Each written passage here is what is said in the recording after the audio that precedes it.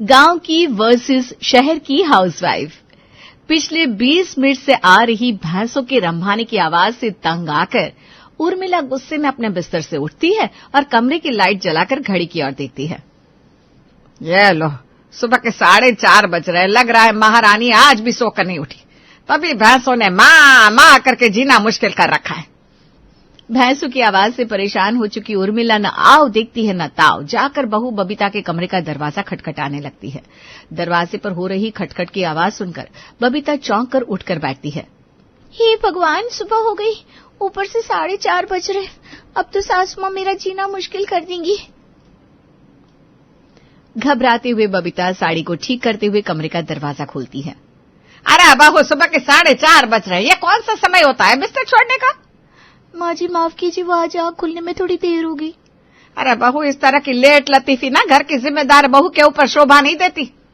सवेरे 4 बजे से जानवर भैं भैं करके चिल्ला रहे, और तू क्या कान में तेल डालकर सोती है?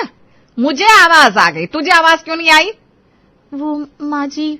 अब माजी माजी क्या करिए? चल, अब बातें करने में समय खराब मत कर, जल्दी से सबको चारा पानी करा। मेरा तो सर में दर्द कर दिया इन्होंने चिल्ला चिल्ला कर।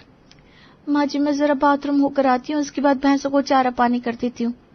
अरे भैया, आधे घंटे में तू फ्री होकर आएगी, तब तक तो ये भैंस भैं भैं करके मेरा दिमाग खाली कर देंगी।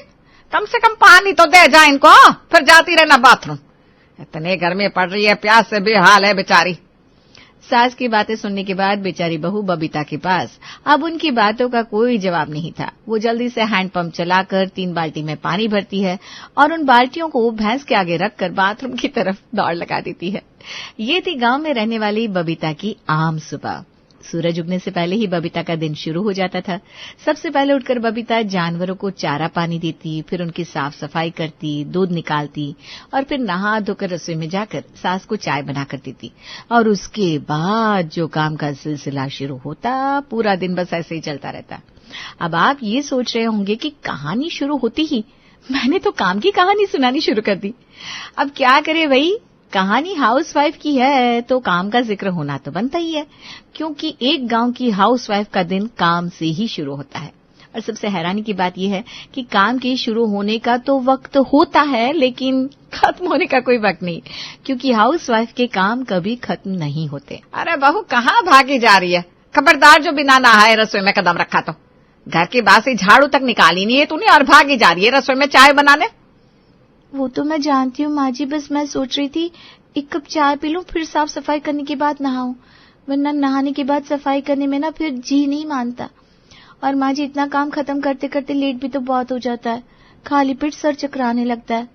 देख बहू, जो नियम है सो है, और कोई आज का तो बनानी है। तू जिस दिन से शादी करके आई है सब ऐसे ही चल रहा है ना। अब रोज रोज बहस करके मेरा और अपना टाइम खराब मत किया कर, जा जल्दी से नहा करा। अब महारानी तू है तो 4:30 बजे तो बिस्तर छोड़ेगी है? हमें किस बात की सजा दे रही है? हमें तो समय से चाय दे दे कम से कम। बबीता को समझ में आ गया था कि यहाँ खड़े होकर अपना समय खराब करने की बजाय जाकर नहा ले, इसी में उसकी भलाई है। इसलिए वो जाकर पहले रसोई की झाड़ू निकालती है, फिर पोछा करती है, फिर नहा धोकर रसोई में जाती है और उसके बाद चाय बनाकर सबके सामने रख देती है। चाय पीने के बाद, अरे बबीता सुन तो, अब ये साड़ी का पल्ला कमर में खोस कर कहा जा रही है? वो माँ जी, रात के ढेर बर्तन रखे हुए हैं ना, उन्हें धोने जा रही हूँ। और कहाँ जाऊंगी? या बर्तन का काम बाद में कर लेना।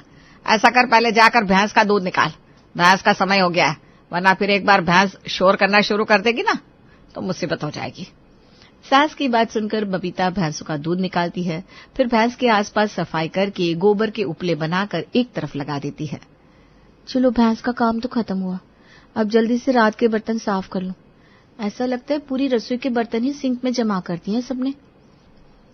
दिन भर में 10 बार बर्तन धोकर रसोई में रखकर जाती हूँ, लेकिन ऐसा लगता है थोड़ी देर में सारे बर्तन वापस सिंक में आ जाते हैं। बबीता जल्दी जल्दी बर्तन धोकर रसोई में पहुंचती है और देखती है 6:30 बज चुके हैं। अरे बहू, थोड़ा जल्दी जल्दी हाथ चला ले, बच्चों के टिफिन भी बनाने हैं अभी तुझे।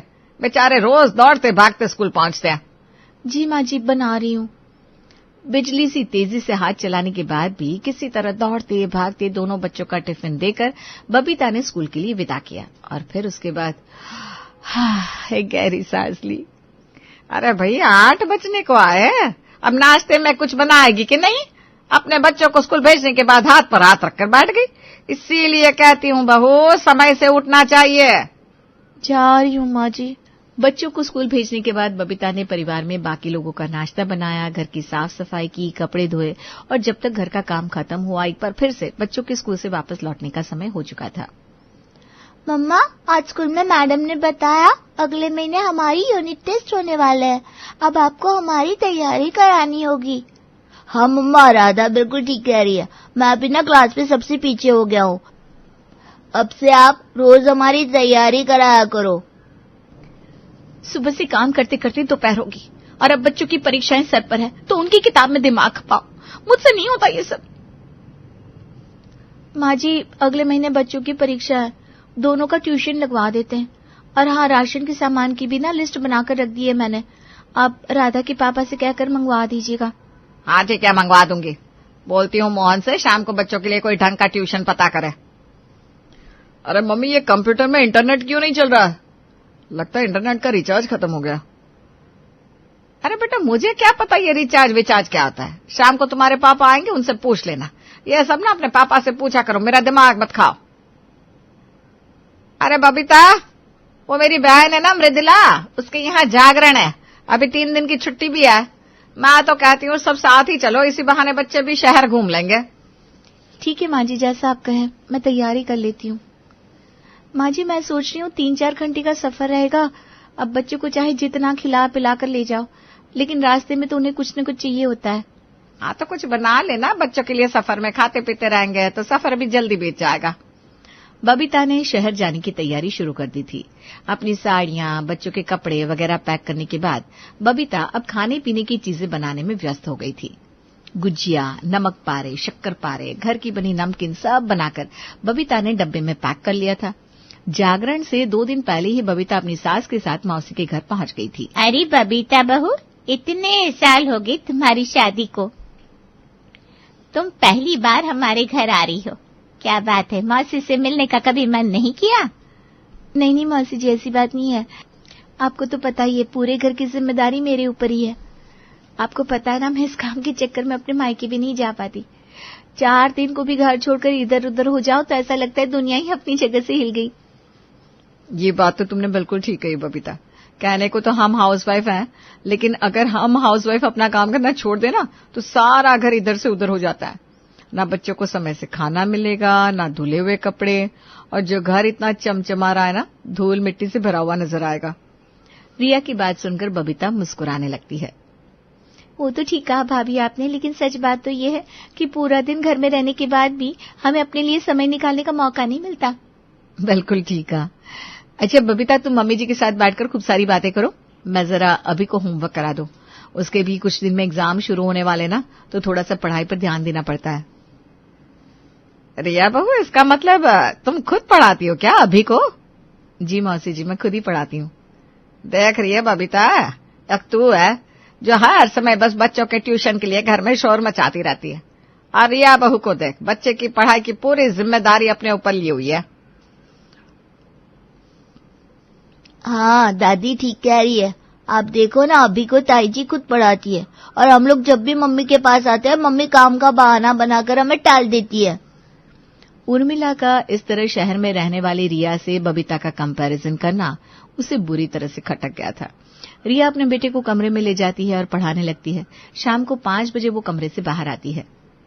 मौसी जी, आप लोग भी चाय लेंगे? 5 बजे शाम को माँ जी चाय पीती है, मैं उनके लिए चाय बनाने जा रही थी। नहीं बेटा, मेरी चाय तो बहू ने बना दी थी, तुम दीदी की चाय बना दो।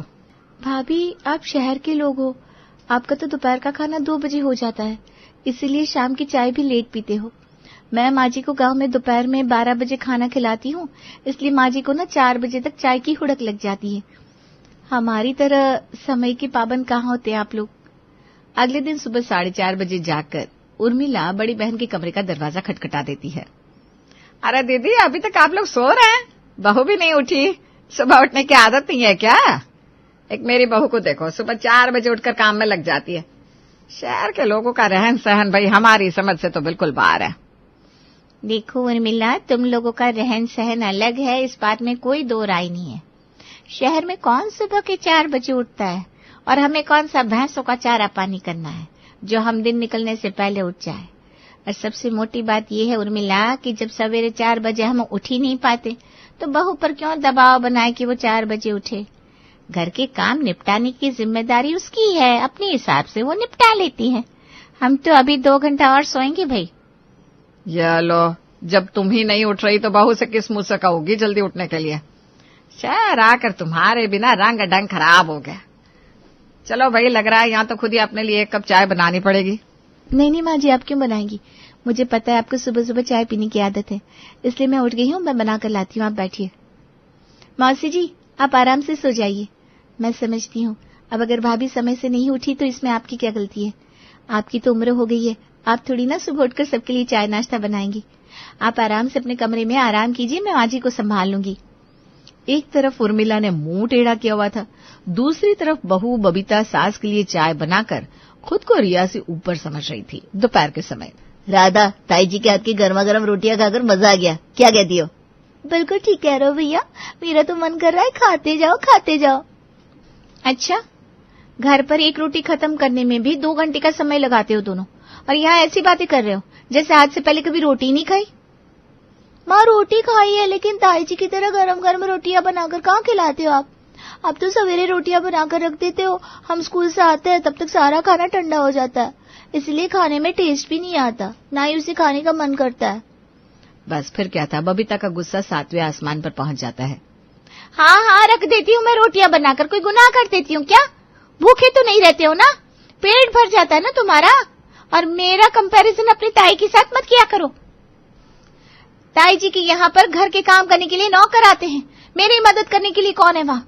झाड़ू पोछा बर्तन कपड़ा सब हाथ से करना पड़ता है मुझे। सिर्फ इतना ही नहीं, तुम दोनों के अलावा 2 भैंस भी है घर में, उनकी भी पूरी जिम्मेदारी है मेरे पास। अरे जानवरों का काम निपटाना आसान है क्या? जानवर के साथ जानवर बनना पड़ता है, तब जाकर काम खत्म होते हैं। तुम दोनों का क्या है? तुम्हें तो बस बातें बनाने से मतलब है। अरे मम्मा, अब तो नाराज हो गई, प्लीज नाराज मत हो, हमारे कहने का वो मतलब नहीं था। हमें पता है आप दिन भर काम करती रहती हो, बहुत थक जाती हो। हाँ मम्मा, हम कोई कंप्लेंट नहीं कर रहे हैं, हमें पता है आप सुबह 4 बजे उठती हो और उसके बाद आपको पूरा दिन आराम करने का मौका भी नहीं मिलता। अब प्लीज गुस्सा मत हो। गुस्से में बबीता ने जो मन में आया वो बोल तो दिया था, लेकिन अब उसे एहसास हो रहा था कि वो मृदुला मौसी के यहाँ मेहमान बनकर आई है और शायद वो जरूरत से ज्यादा बोल गई है, इसलिए फिलहाल वो बात को वहीं खत्म कर देती है, सबको खाना खिलाने के बाद। अरे रिया बेटा, कहीं जा रही हो क्या? सुबह से तो काम में लगी हो, अब जाकर सबके खाने पीने का काम खत्म हुआ, थोड़ी देर तो आराम कर लो। मौसी जी आप लोग आराम करिए, मैं जरा माँ जी को लेकर अस्पताल तक जा रही हूँ। बेटा इतनी धूप हो रही है, कहाँ तो धूप में ऑटो रिक्शा के चक्कर काटेगी? अरे शाम को सूरज आएगा, वो ले जाएगा ना दीदी को। ये सब काम आदमियों के भरोसे छोड़ दिया कर। नहीं मौसी जी, इसमें परेशान होने जैसी क्या बात है? और मैं रिक्शा में क्यों ले जाऊंगी माँ जी को? मुझे गाड़ी चलानी आती है, गाड़ी में जाएंगे आराम से। लौटते हुए अभी के स्कूल की फीस भी जमा करनी है, छोटा मोटा सामान भी लाना है बाजार से, तो सब निपटाकर शाम तक लौटती हूँ। आप लोग थोड़ी देर मैनेज कर लोगे ना? हाँ, क्यों नहीं। देख रही है बबीता, बहू हो तो रिया जैसी, बड़ी तेज लड़की है, घर के साथ साथ बाहर के 10 काम भी संभाल लेती है। और हमारे यहाँ तो सब काम बेचारे मोहन के भरोसे, तुझे तो अपने चूल्हे चौके से फुर्सत ही नहीं मिलती। रिया बेटा, डॉक्टर के यहाँ हम लोग कल चले जाएंगे, एक बड़ी जरूरी बात याद आ गई और मुझे लगता है उस बात को करने का यही सही समय है, तो गाड़ी की चाबी रख दे। बबीता और उर्मिला तुम दोनों भी आओ, सब लोग हॉल में बैठो। मृदुला की बातें सुनकर सभी लोग हॉल में जमा हो जाते हैं। देख उर्मिला, जिस दिन से तू और बबीता बहू आए हो ना, मैं देख रही हूँ बात बात पर कभी तुम तो कभी बबीता अपनी तुलना शहर और खास तौर से रिया से करने लगते हो। देख उर्मिला, बबीता हो या रिया, दोनों ही बच्चियां बहुत मेहनती है, दोनों पूरी मेहनत से लगन से अपने अपने परिवार को संभाल रही हैं। माना कि रिया और बबीता दोनों ही हाउसवाइफ है, लेकिन बबीता गांव में रहती है और रिया शहर में। दोनों की जीवन शैली अलग अलग है और दोनों की जिम्मेदारियां भी अलग है, इसलिए किसी भी मामले में दोनों का कंपैरिजन करना मुझे तो किसी भी मायने में ठीक नहीं लगता। बबीता बहू सुबह 4 बजे उठती है, गाय भैंसों के अलावा पूरे परिवार का ख्याल रखती है। इस बात के लिए बबीता की जितनी तारीफ की जाए उतनी कम है। लेकिन रिया बहू 4 बजे ना उठकर 6:30 बजे उठती है। तो इतना करने से वो किसी भी मामले में बबीता से कम नहीं हो जाती। शहर के लोगों की जीवन शैली अलग होती है। मेरा बेटा ऑफिस से लौटने में ही अक्सर लेट हो जाता है। उसके बाद उसे खाना देना, सवेरे की तैयारी करना, सोते सोते अक्सर उसे 11-12 बज जाते हैं। और फिर जब मेरी बहू रात में इतना लेट तक काम करती है तो मैं कैसे उम्मीद कर सकती हूँ कि वो सवेरे 4 बजे उठकर बैठ जाए। रही बात बच्चों को खुद से पढ़ाने की या गर्मा गर्म फुलके खिलाने की, तो बबीता बहू, तुम्हें भी खुद को किसी मामले में कम समझने की जरूरत नहीं है। रिया के पास सिर्फ घर और बच्चे की जिम्मेदारी है और तुम्हारे पास घर के अलावा जानवरों की भी। रिया के पास कपड़े धोने के लिए मशीन है, घर के काम में हाथ बटाने के लिए काम वाली आती है, इसलिए जो थोड़ा बहुत समय बचता है उसमें वो बाहर के थोड़े काम निपटा लेती है, अभी को पढ़ाई करवा देती है। वहीं बबीता पूरा दिन घर के कामों में उलझी रहती है, तो उसके पास कहाँ से बाकी काम करने या बच्चों को पढ़ाने के लिए समय बचेगा। अगर तुमने बच्चों का ट्यूशन लगाया भी है तो उसमें कोई बुरी बात नहीं है। रहने दो दीदी, आप तो बिना बात ही सर चढ़ा रही हो बहू को। अरे घर का काम ये लोग नहीं करेंगे तो कोई और करने आएगा क्या? पूरा दिन घर में तो रहती है, कौन सा नौकरी बजाने के लिए बाहर जाना होता है जो थकान हो जाएगी। देख उर्मिला, ये तेरी नौकरी वाली बात ना मुझे सही नहीं लगी। अरे आदमी ऐसी बातें करे तो फिर भी समझ में आता है, तू तो औरत होकर औरत का दुख नहीं समझ रही। बाहर जाकर नौकरी करने वाला आदमी तो फिर भी 8 घंटे काम करके घर लौट आता है, लेकिन घर में काम करने वाली औरतें, उनके लिए तो दिन के 24 घंटे भी कम है, काम खत्म कहाँ होते हैं। उर्मिला, बात बात पर अपनी बहू को नीचा दिखाना बंद कर दे। तू भी तो सारी उम्र हाउसवाइफ थी ना। हाउसवाइफ का जीवन कितना कठिन होता है, क्या हम औरतें भी ये बात समझने से इनकार कर सकते हैं? मृदुला की बात सुनकर बबीता और उर्मिला दोनों सर झुकाए बैठी हुई थी। मृदुला की बातों से इतना तो समझ में आ गया था कि हाउसवाइफ चाहे गांव की हो या शहर की, ना तो उनकी आपस में कोई तुलना है और ना ही कोई बराबरी। सबकी अपनी जिम्मेदारियां हैं और सबका काम उतना महत्वपूर्ण भी है।